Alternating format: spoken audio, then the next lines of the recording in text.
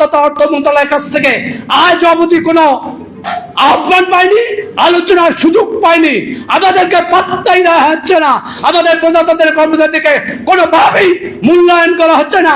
আমাদের সংগঠন, যে সংগঠনটি সরকারের বাংলাদেশের প্রজাতন্ত্রের কর্মচারীদের সর্ববৃহৎ সংগঠন, যে সংগঠনটি ইতিপূর্বে মহাসমাবেশ পে স্কেল বাস্তবায়নের জন্য অন্তর্বর্তীকালীন সরকারকে পে কমিশন গঠন করতে বাধ্য করেছিল, যে সংগঠনটি সর্বোচ্চ কর্মচারীদের সমন্বয়ের জোট, সেই সংগঠনটির নেতৃবৃন্দকে আপনারা ন্যূনতম স্টেক হোল্ডার হিসেবে কোনো সম্মান দেখাননি। আপনাদেরকে, আপনার সরকারকে সবিনয়ে বলতে চাই, আমাদের পে কমিশনের যে সুপারিশ হয়েছে, সেই সুপারিশে কিছু বিষয় আপনাদের অবগতির জন্য বলি। পে কমিশন সুপারিশ করেছেন যে সুপারিশ 20,000 টাকা, সর্বোচ্চ 1,60,000 টাকা। আমাদের চাওয়া এটা না, আমরা চেয়েছিলাম আমাদের পে স্কেলের যে বৈষম্য সর্বশেষ 19 সালের 8ম পে স্কেলে যে বৈষম্য যুক্ত পে স্কেল হয়েছিল, তারপর থেকে আমরা আমাদের সংগঠনের পক্ষ থেকে আমরা বৈষম্যমূলক পে স্কেল কারেকশন করে তা পুনর্বিবেচনার জন্য আবেদন করেছিলাম, কিন্তু বিগত সরকার তা করেনি।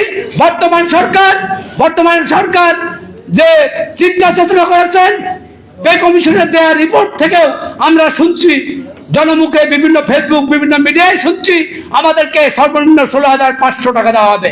কোনোভাবে যদি দাবি আদায় ঐক্য পরিষদের দাবি সর্বনিম্ন 35,000 টাকা 1:4 এর ভিত্তিতে 12টি গ্রেড, আমাদের টাইম স্কেল সিলেকশন গ্রেড 15 সালে কেড়ে নেওয়া যদি ফেরত না দেওয়া হয়, তাহলে কর্মচারীরা আপনাদের 9ম পে স্কেল প্রত্যাখ্যান করবে। সম্মানিত শুধু আমরা আরো শুনছি, পে কমিশন সুপারিশ করেছেন আমাদের পূর্বে 3টি টাইম স্কেল সিলেকশন গ্রেডের পরিবর্তে 10 বছর 6 বছর পর যে ধাপ দেওয়ার কথা, সেই ধাপটিতে পে কমিশন সুপারিশ করেছেন 5 বছর পর 3টি উচ্চতর ধাপ দেয়। আমরা শুনছি আপনার সরকার, আপনার অর্থ মন্ত্রণালয় এই 3টি ধাপও বন্ধ করে দিচ্ছেন। আমাদেরকে বিগত সরকার আমাদের টাইম স্কেল সিলেকশন গ্রেড হরণ করেছে, আপনার সরকার আমাদেরকে যে উচ্চতর ধাপ সেইটিও আপনারা বন্ধ করবেন। আপনাদেরকে হুঁশিয়ার করে দিতে চাই, 22 লক্ষ কর্মচারীর প্রতিনিধিরা আজকে এখানে আছেন। আজকে আমাদের কর্মচারীদের স্টেক হোল্ডার হিসেবে আমাদের প্রতিনিধিকে আজ অবধি ডাকা হয়নি।